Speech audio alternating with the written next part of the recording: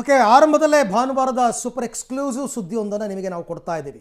ಮೊನ್ನೆ ತಡರಾತ್ರಿ ಮಾಜಿ ಡಾನ್ ಮುತ್ತಪ್ಪ ರೈ ಅವರ ಎರಡನೇ ಪುತ್ರ ರಿಕ್ಕಿ ರೈ ಮೇಲೆ ಶೂಟಿಂಗ್ ಅಟೆಂಪ್ಟ್ ಆಗಿತ್ತು. ಅದರಲ್ಲಿ ಅವರ ಮೂಗು ಮತ್ತು ಕೈಗಳಿಗೆ ಗಾಯವಾಗಿತ್ತು.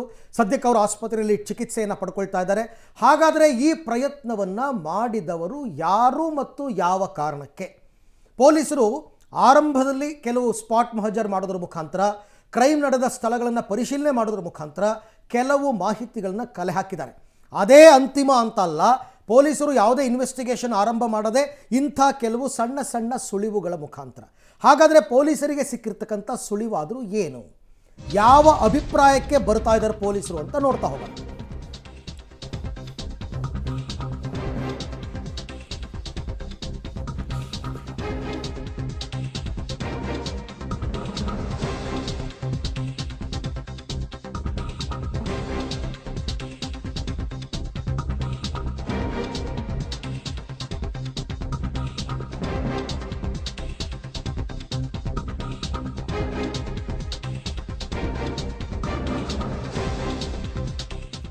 ಇದು ಭಾನುವಾರದ ಸೂಪರ್ ಎಕ್ಸ್ಕ್ಲೂಸಿವ್ ಸುದ್ದಿಯನ್ನು ನೋಡ್ತಾ ಇದ್ದೀರಾ. ಮಾಜಿ ಡಾನ್ ಪುತ್ರನ ಹತ್ಯೆ ಯತ್ನ ಪ್ಲಾನ್ ವಿಫಲವಾಗಿದೆ. ಆದರೆ ರಿಕ್ಕಿ ಹತ್ಯೆಗೆ ಕರ್ನಾಟಕದವರೇ ಸ್ಕೆಚ್ ಹಾಕಿದ್ರ? ಒಂದು ಅನುಮಾನ ಆಯಿತು, ಹೊರಗಡೆಯಿಂದ ಏನಾದರೂ ಶಾರ್ಪ್ ಶೂಟರ್ಸ್ನ ಕರೆಸಿದಾರಾ ಅಂತ. ಬಟ್ ಸ್ಕೆಚ್ ಹಾಕಿದ್ದು ಕರ್ನಾಟಕದವರು ಅಂತಕ್ಕಂಥ ವಿಚಾರ ಮೇಲ್ನೋಟಕ್ಕೆ ಗೊತ್ತಾಗ್ತಾ ಇದೆ. ಸ್ಥಳೀಯರೇ ಮುತ್ತಪ್ಪ ರೈ ಪುತ್ರನ ಹತ್ಯೆಗೆ ಸಂಚು ಮಾಡಿದ್ರಾ? ರಿಕ್ಕಿ ಹತ್ಯೆಗೆ ಬಂದವರು ಸುಪಾರಿ ಕಿಲ್ಲರ್ಸ್ ಅಲ್ವಾ ಹಾಗಾದರೆ ಅಂತ ಪೊಲೀಸರ ತನಿಖೆಯಲ್ಲಿ ಹೊರಬೀಳ್ತಾ ಇದೆ ಒಂದೊಂದೇ ಸತ್ಯಗಳು. ಅಂದರೆ ಆ ಕ್ರೈಮ್ ನಡೆದ ಜಾಗದಲ್ಲಿ ಸಿಕ್ಕ ಕೆಲವೊಂದು ವಸ್ತುಗಳನ್ನು ಆಧಾರವಾಗಿಟ್ಕೊಂಡು ಈ ಅಟೆಂಪ್ಟನ್ನು ಯಾರು ಮಾಡಿದ್ದಾರೆ ಆ ತೀರ್ಮಾನಕ್ಕೆ ಪೊಲೀಸರು ಬರ್ತಾ ಇದ್ದಾರೆ. ಈಗಾಗಲೇ FIR ಆಗಿದೆ 4 ಜನರ ಮೇಲೆ, ನಿಮಗೆ ಗೊತ್ತಾಗಿರುವಂಥದ್ದು. ಆದರೆ ಅವರೇ ಮಾಡಿದ್ರ, ಇನ್ಯಾರ ಕೈಲಾದರೂ ಮಾಡಿಸಿದ್ರ ಈ ಅಟೆಂಪ್ಟನ್ನು? ಇದೆಲ್ಲವೂ ಕೂಡ ಸಾಕ್ಷ್ಯಾಧಾರಗಳ ಲೆಕ್ಕದಲ್ಲಿ ಒಂದು ತೀರ್ಮಾನಕ್ಕೆ ಪೊಲೀಸರು ಬರ್ತಾ ಇದ್ದಾರೆ. ಆ್ಯಂಡ್ ಮತ್ತೆ ಹೇಳ್ತಾ ಇದ್ದೀನಿ, ಇದೇ ಫೈನಲ್ ಅಂತ ಅಲ್ಲ, ಆರಂಭದಲ್ಲಿ ಇಂಥ ಕೆಲವು ವಿಚಾರಗಳು ಗೊತ್ತಾಗ್ತಿದೆ. ಸೊ ಏನದು ಹಾಗಾದರೆ ನೋಡೋಣ. ಹಾಗಾದರೆ ರಿಕ್ಕಿ ಹತ್ಯೆಗೆ ಸ್ಥಳೀಯರು ಸಾಥ್ ಕೊಟ್ರ ಅನ್ನುವಂತಹ ಅನುಮಾನ ಬರೋದಕ್ಕೆ ಕಾರಣ ಏನು ನೋಡ್ತಾ ಹೋಗೋಣ. ಸುಪಾರಿ ಕಿಲ್ಲರ್ಗಳು ಶಾರ್ಟ್ ಗನ್ನನ್ನು ಬಳಕೆ ಮಾಡಿಲ್ಲ ಅನ್ನೋದು ಗೊತ್ತಾಗ್ತಾ ಇದೆ. ಅಂದರೆ ಅವರು ಶೂಟ್ ಮಾಡಿರುವಂತಹ ಡ್ಯೂರೇಷನನ್ನು ಗಮನಿಸಿದಂತಹ ಸಂದರ್ಭದಲ್ಲಿ ಈ ರೀತಿಯ ಒಂದು ಅನುಮಾನ. ರಿಕ್ಕಿ ರೈ ಹತ್ಯೆಗೆ ಬ್ಯಾರಲ್ ಶಾರ್ಟ್ ಗನ್ನನ್ನು ಬಳಕೆ ಮಾಡಿರುವಂತಹದ್ದು, ಅದು ಡಬಲ್ ಬ್ಯಾರಲ್ ಗನ್ ಕೂಡ ಆಗಿರಬಹುದು. ರಾಜ್ಯದಲ್ಲಿ ಸಿಗುವಂತಹ ಬುಲೆಟ್ಗಳನ್ನೇ ಈ ಡಬಲ್ ಬ್ಯಾರಲ್ ಗನ್ನಲ್ಲಿ ಬಳಕೆ ಮಾಡಿದ್ದಾರೆ ಅನ್ನುವಂತಹ ವಿಚಾರವೂ ಕೂಡ ಮೇಲ್ನೋಟಕ್ಕೆ ಗೊತ್ತಾಗ್ತಾ ಇದೆ. ಎಟ್ ದ ಸೇಮ್ ಟೈಮ್ ಕೆಂಪು ಬಣ್ಣದ ಬುಲೆಟನ್ನು ಆರೋಪಿಗಳು ಬಳಸಿದ್ದಾರೆ. ಈ ಕೆಂಪು ಬಣ್ಣದ ಬುಲೆಟನ್ನು ಸಾಮಾನ್ಯವಾಗಿ ರಾಜ್ಯದಲ್ಲಿಯೇ ತಯಾರು ಮಾಡಲಾಗುತ್ತೆ ಅನ್ನುವಂತಹ ಮಾಹಿತಿ ಇದೆ. ಹಾಗಾಗಿಯೇ ಈ ಆರೋಪಿಗಳು ಅಥವಾ ರಿಕ್ಕಿಯನ್ನು ಸಾಯಿಸಲಿಕ್ಕೆ ಅಂತ ಬಂದಂತಹ ಕಿಡಿಗೇಡಿಗಳೇನಿದ್ದಾರೆ ಅವರು ಈ ಬುಲೆಟನ್ನು ಬಳಕೆ ಮಾಡಿರೋದು ಗೊತ್ತಾಗಿದೆ.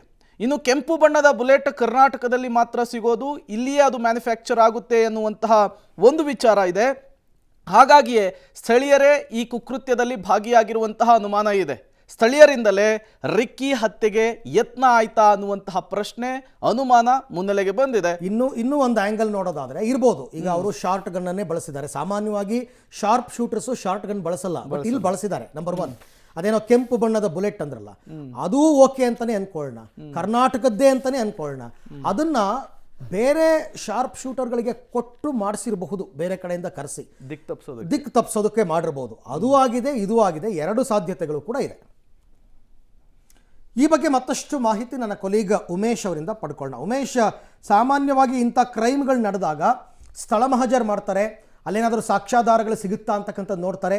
ಈ ಪ್ರಕರಣದಲ್ಲಿ ಪೊಲೀಸರಿಗೆ ಏನು ಲೀಡ್ ಸಿಕ್ಕಿದೆ, ಇಲ್ಲಿ ತನಕ ಏನಾದರೂ ಒಂದು ಕನ್ಕ್ಲೂಷನ್ಗೆ ಬರೋದಕ್ಕೆ ಸಾಧ್ಯ ಆಗಿದೆಯಾ ಪೊಲೀಸರಿಗೆ ಅಥವಾ ಇಲ್ವಾ? ಅರವಿಂದ್, ರಿಕ್ಕಿ ರೈ ಮೇಲೆ ಗುಂಡಿನ ದಾಳಿ ಪ್ರಕರಣ ಸಂಬಂಧಪಟ್ಟ ಹಾಗೆ ಆ ಪೊಲೀಸರು ಸ್ಥಳ ಪರಿಶೀಲನೆ ಮಾಡಿದಂಥ ವೇಳೆಯಲ್ಲಿ 2 ಕಾರ್ಟ್ರೇಜ್ಗಳು ಸಿಕ್ಕಿರುವಂಥದ್ದು.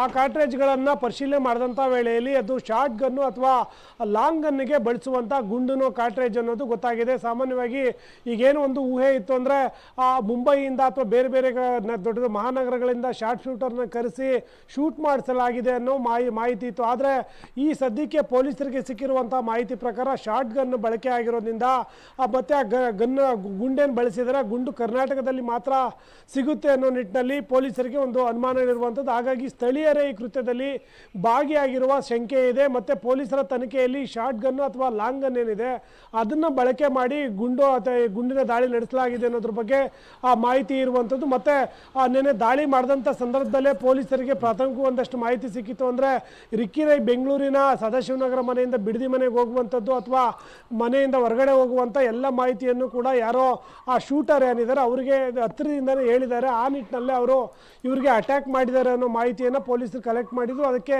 ಪೂರಕವೆಂಬಂತೆ ಸ್ಥಳೀಯ ಇರುವಂಥ ಶಸ್ತ್ರಾಸ್ತ್ರವನ್ನು ಬಳಸಿ ಅವರ ಹತ್ಯೆಗೆ ಯತ್ನ ಮಾಡಿರುವಂಥದ್ದು ಪೊಲೀಸರ ತನಿಖೆಯಲ್ಲಿ ಗೊತ್ತಾಗಿದೆ. ಅದರ ಜೊತೆಗೆ ಸದ್ಯಕ್ಕೆ ಇವಾಗೇನು ಬೇರೆ ಬೇರೆ ಆ್ಯಂಗಲಲ್ಲಿ ಟೀಮ್ ತನಿಖೆ ನಡೆತಾ ಇದೆ. ಆ ತನಿಖೆಯಲ್ಲೆಲ್ಲ ಬಹುತೇಕ ಆಸ್ತಿ ವಿವಾದ ಹಿನ್ನೆಲೆಯಲ್ಲೇ ಈ ಅಟ್ಯಾಕ್ ಆಗಿದೆ ಅನ್ನೋ ತೀರ್ಮಾನಕ್ಕೆ ಪೊಲೀಸರು ಬಂದಿರುವಂಥ ಅದು ಹೊರತುಪಡಿಸಿದ್ರು ಕೂಡ ಸ್ಥಳದಲ್ಲಿರುವಂಥ DVR ಅಲ್ಲೇನು ಬೇಸಿಕ್ ಸೆಟ್ ಸಿಕ್ಕಿದೆ ಅದನ್ನು ಕೂಡ ವಶಕ್ಕೆ ಪಡೆದು ಟವರ್ ಡಂಪ್ ಕೂಡ ಮಾಡಲಾಗಿರುವಂಥದ್ದು. ಆ ನಿಟ್ಟಿನಲ್ಲಿ ಸದ್ಯಕ್ಕೆ ಬಹುತೇಕ ಸ್ಥಳೀಯವಾಗಿ ಬಳಸುವಂಥ ಆ ಗನ್ನನ್ನೇ ಬಳಸಿ ಆತನ ಹತ್ಯೆಗೆ ಯತ್ನ ಮಾಡಲಾಗಿದೆ ಅನ್ನೋದ್ರ ಬಗ್ಗೆ ಪೊಲೀಸರಿಗೆ ಒಂದಷ್ಟು ಮಹತ್ವ ದಾಖಲೆಗಳು ಪತ್ತೆಯಾಗಿರುವಂಥದ್ದು. ಆ ನಿಟ್ಟಿನಲ್ಲೂ ಕೂಡ ತನಿಖೆ ಮುಂದುವರಿತಾ ಇದೆ. ಅರವಿಂದ್.